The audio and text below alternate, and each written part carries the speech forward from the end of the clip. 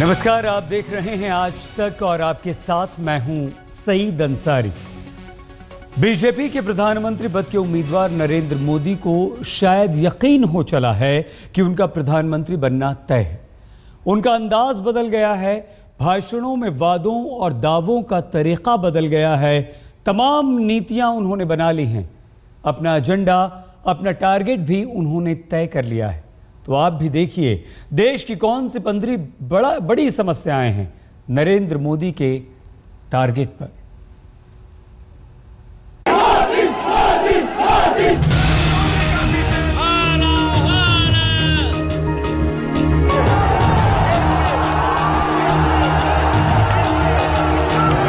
मजबूत इरादों वाली सरकार चाहिए, मजबूत फैसले करने की ताकत रखने वाली सरकार चाहिए।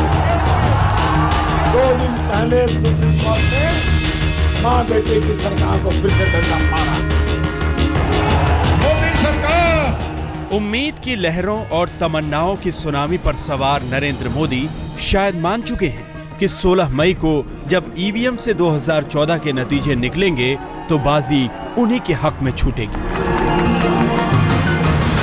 मोदी के इन दिनों के भाषण देखिए, उनका अंदाज, उनके अल्फाज, उनकी बॉडी लैंग्वेज यही बताती है कि मोदी खुद को अगला पीएम मान चुके हैं। यहाँ के जनप्रतिनिधि आपका जितना जानते होंगे, भविष्य का प्रधानमंत्री उससे ज्यादा आपको जानता होगा। नरेंद्र मोदी अपने भाषणों में सोनिया गांधी, राहुल और प्रधानमंत्री पर तीखे हमले बोल रहे हैं। प्रधानमंत्री जी ने कहा मुझे मोदी की लहर नहीं दी। अच्छा, मैंने प्रधानमंत्री जी ने आपसे पूछा, आप 10 साल से प्रधानमंत्री हैं, आपको कभी महंगाई भी दिखाई दी थी क्या? आपको कभी भ्रष्टाचार भी दिखाई दिया था क्या? सारे देश को मालूम है, आपको कुछ नहीं दिखता। मां बेटे के सिवाय आपको कुछ नहीं दिखता। आपको नहीं दिखेगा। ये मां बेटे को मुझ पर इतना गुस्सा है, कभी सामने मिल जाऊंगा तो पता नहीं मुझे जिंदा रहने देंगे कि नहीं। नरेंद्र मोदी सिर्फ अपने विरोधियों पर तीरंदाजी ही नहीं कर रहे, जनता को सुनहरे सपने भी दिखा रहे हैं, भाग्य विधाता बनने का संकल्प ले रहे हैं। 60 साल शासकों को दिए, 60 महीने एक सेवक को देके देखो, 60 महीने एक सेवक को देके देखो। देश को शासक नहीं, सेवक की जरूरत है। मोदी के इंटरव्यू और भाषणों में दावे हैं, वादे हैं, तो मोदी ये भी बता रहे हैं कि प्रधानमंत्री बनने के बाद वो क्या करेंगे। उनके भाषणों में बार बार उनका रोड मैप सामने आता है। हमें देश के आर्थिक विकास के लिए 3 पिलर के ऊपर हमारी अर्थरचना तो विकसित करना होगा। 1/3 ताकत हमारी कृषि की हो, 1/3 हमारी ताकत मैन्युफैक्चरिंग की हो और 1/3 हमारी ताकत सर्विस सेक्टर की हो। मोदी ने टारगेट में कई समस्याओं को रखा है, जनता से कई वादे कर रखे हैं जिन्हें पूरा करने का यकीन वो बार बार दिखाते हैं।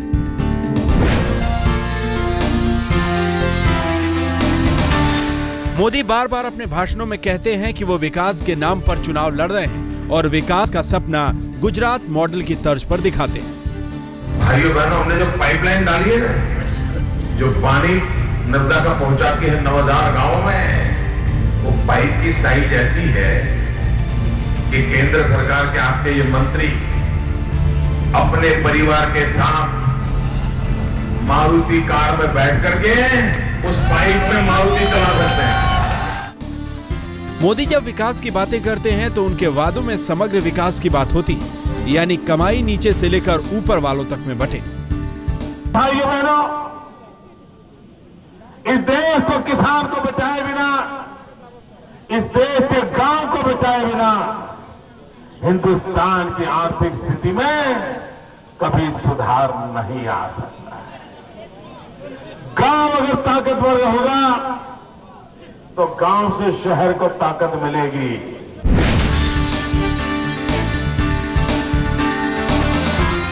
यूं तो इस चुनाव में मुद्दा खुद मोदी ही है, फिर भी भ्रष्टाचार एक बड़े मुद्दे के तौर पर उभरा है। भ्रष्टाचार को लेकर मोदी ने यूपीए सरकार पर कई बार हमला बोला है। 10वीं कक्षा में पढ़ा हुआ नौजवान, एक 10वीं कक्षा तक पढ़ा हुआ नौजवान जिसके जेब में 1 लाख रुपया था, 1 लाख रुपया था और 3 साल में 300 करोड़ रुपया हो गया। जी का तो सुना था, अब जीजा जी का भी सुन लिया। मोदी के एक्शन प्लान में भ्रष्टाचार से जंग भी शामिल है। मोदी के भाषणों में उनके इस टारगेट का जिक्र आम तौर पर ही आ जाता है। देश की जनता का कांग्रेस पर, यूपीए पर, सपा पर, बसपा पर भयंकर गुस्सा है भाई। इन्होंने देश को लूटा। भाई बहनों, ये लूट का माल बांटने वाले लोग हैं।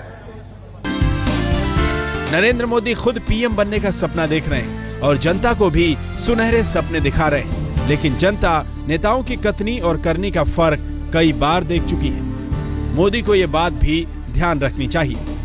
आज तक ब्यूरो।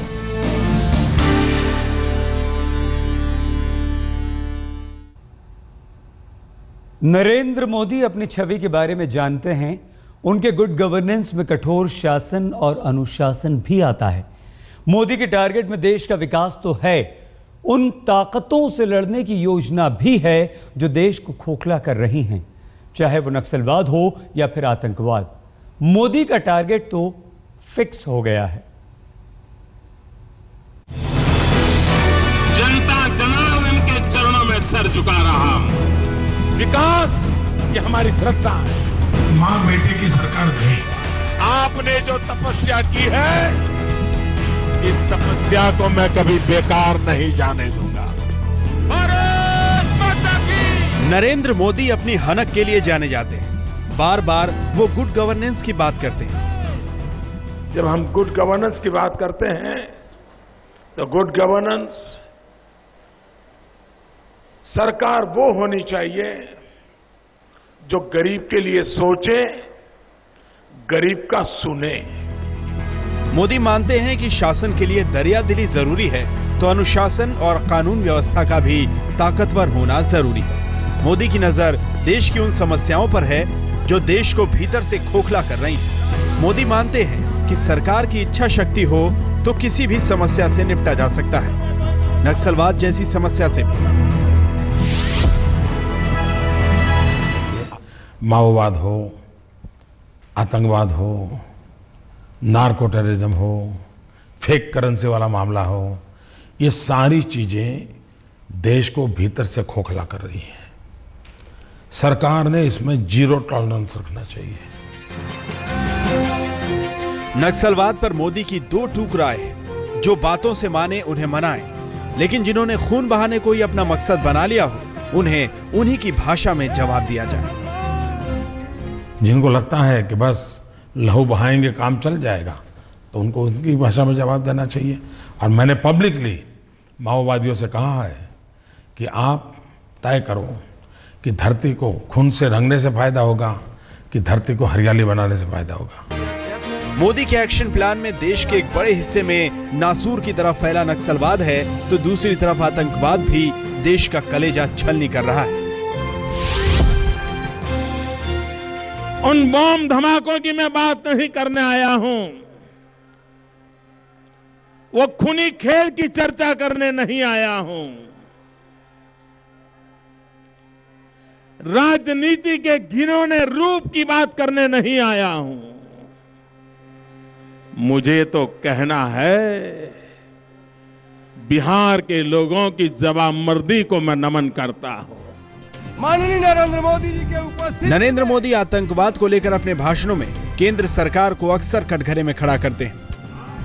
प्रधानमंत्री जी, देश को शक है कि आप जब नवाज शरीफ से मिलोगे तो हिंदुस्तान में आतंकवाद की घटनाओं को पाकिस्तान की मदद बंद होगी या नहीं होगी, इसका कोई फैसला करवा पाओगे न करवा पाओगे, ये देश को शक है। मोदी अपनी बात जब रखते हैं तो उसमें 2002 में हुए अक्षरधाम मंदिर पर आतंकी हमले की बात जरूर करते हैं। मोदी इस बात पर अपनी पीठ थपथपाते हैं कि सारे हमलावर मारे गए, साजिश करने वालों को सजा मिली और किसी भी आतंकी संगठन की यह जुर्रत नहीं हुई कि वो गुजरात की तरफ आंख उठाकर देखे। नरेंद्र मोदी नक्सलियों और आतंकवादियों से उन्हीं की भाषा में बात करने के पक्षधर हैं। यही नहीं, उनके एक्शन प्लान में तो बरसों से पाकिस्तान में छिपा अंडरवर्ल्ड डॉन दाऊद इब्राहिम भी है।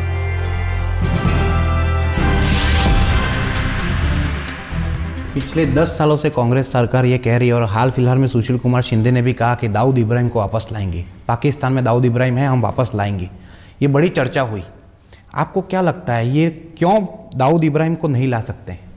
पहली बात है कि ये सारे काम अखबार के माध्यम से होते हैं क्या? ये चीज़ें अखबार में करने की है क्या? बिन लादेन के साथ अमेरिका ने प्रेस नोट लेकर के काम किया क्या? अमेरिका ने प्रेस कॉन्फ्रेंस की थे क्या कि अब हम गए हैं, हम 6 तारीख को जाएंगे, लादेन को लाएंगे, ऐसा किया था क्या? क्या कर रहे हैं लोग? मिनिमम मैच्योरिटी नहीं है। शर्म आती है मुझे कि भारत के गृह मंत्री इस प्रकार की बयानबाजी कर रहे हैं। कभी जम्मू में पाकिस्तान सैनिकों का हमारे 2 सैनिकों का सिर काट ले जाने का मामला हो, या फिर कभी इटली के सैनिकों की केरल की कारस्तानी, मोदी इसे भी मुद्दा बनाने से नहीं चूकते। इससे बड़ी दुर्भाग्य की बात यह है कि हमारे केरल के मछुआरे, इनको इटाली के सैनिकों ने मार दिया। मैं देश को पूछ रहा हूं, भारत के सुप्रीम कोर्ट ने डंडा चलाया तो इटाली के सैनिक को लाना पड़ा, जिन्होंने हत्या की है, जिन पे 300 देव हत्या का गुनाह है, भारत के कानून तहत है। मैं पूछ रहा हूं भाई, ये किस जेल में है? जरा मुझे एड्रेस बताओ। मोदी की पूरी कोशिश रहती है कि जनता का भरोसा उनमें जगे कि वो देश के सबसे ताकतवर नेता है। वही है जो देश के दुश्मनों को दे सकते हैं करारा जवाब। आज तक ब्यूरो। गरीबी इस देश के एक बड़े तबके की सच्चाई है। गरीबी हटाओ का नारा देकर राजनीतिक पार्टियों ने खूब रोटियां सेकी हैं। मोदी ने भी गरीबी हटाने के खूब सपने दिखाए हैं। मोदी के टारगेट पर गरीबी से जंग है तो वहीं युवा शक्ति को ताकत देना भी उनके एजेंडे में शामिल है। मोदी जानते हैं कि बिना युवाओं को साथ लिए उनका सपना कभी पूरा नहीं हो सकता। दम चाहिए, हिंदुस्तान के नौजवान के पसीने की कीमत समझो, भारत की मिट्टी का मूल्य समझो। ये देश सोने की चिड़िया हुआ करता था, आपने उसको लूट लिया, तबाह कर दिया।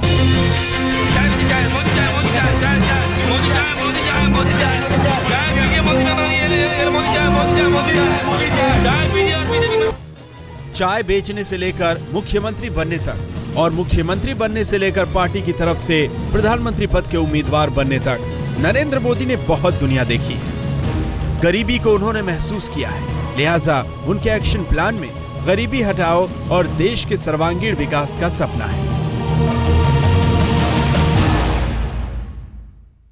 उद्योग भी चाहिए ताकि नौजवान को रोजगार मिले,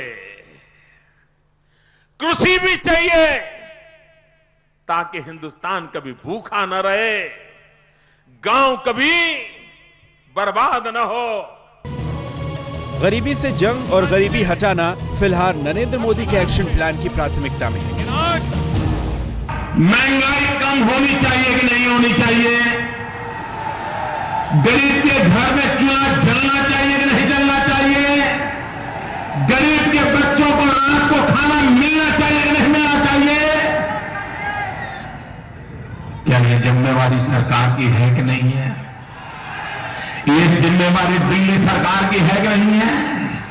लेकिन ऐसे कह रहे हैं जैसे उनकी जिम्मेवारी नहीं है। नरेंद्र मोदी जानते हैं कि बिना देश के युवाओं का दिल जीते वो अपना सपना पूरा नहीं कर पाएंगे। यही वजह है कि युवा शक्ति को काम और सम्मान मोदी के एजेंडे में अहमियत रखता है।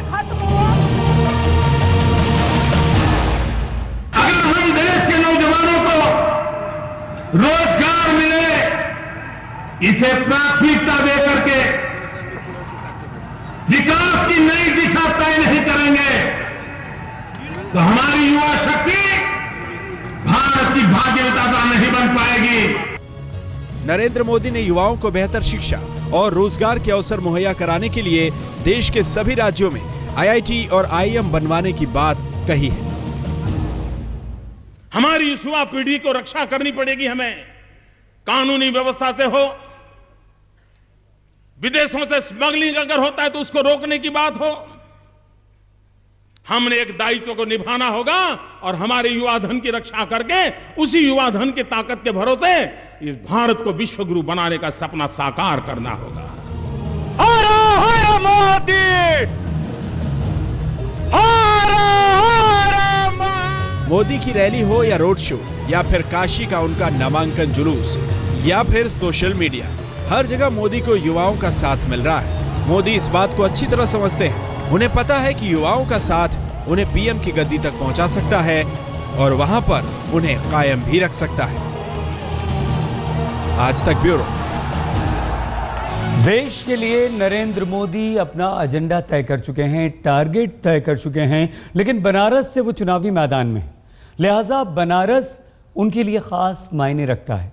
और जब वो बनारस में नामांकन भरने गए तो बनारस ने उनकी शानदार अगवानी की और अब मोदी के टारगेट में काशी के लिए तय हो गए हैं 2 खास एजेंडे।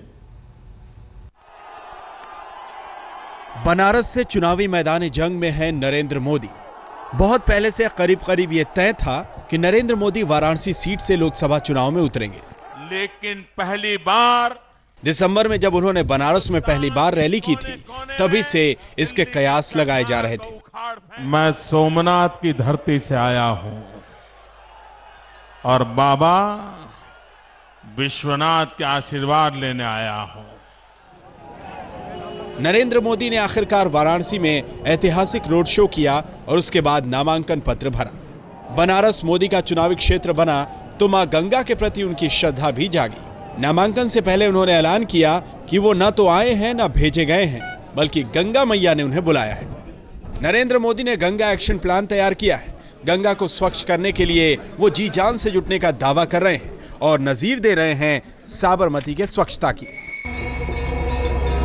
काशी गंगा जमनी तहजीब का शहर है, धार्मिक नगरी है, हिंदू तीर्थ है, तो बड़ी तादाद में यहाँ मुस्लिम भी हैं। मोदी की नजर यहाँ के मुस्लिम वोटरों पर है और बनारस में ज्यादातर मुस्लिम समुदाय हथकरघा उद्योग से जुड़ा है।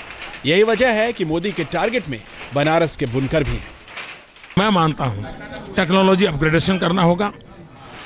नरेंद्र मोदी काशी के बुनकरों की आर्थिक ताकत बढ़ाने के लिए गुजरात के पतंग व्यापारियों की नजीर देते हैं। साथ में सपना भी कि बनारस के बुनकरों की हालत इसी तर्ज पर सुधरेगी। मोदी प्रधानमंत्री बनने के बाद क्या करेंगे, इसके सपने देश को दिखा रहे हैं।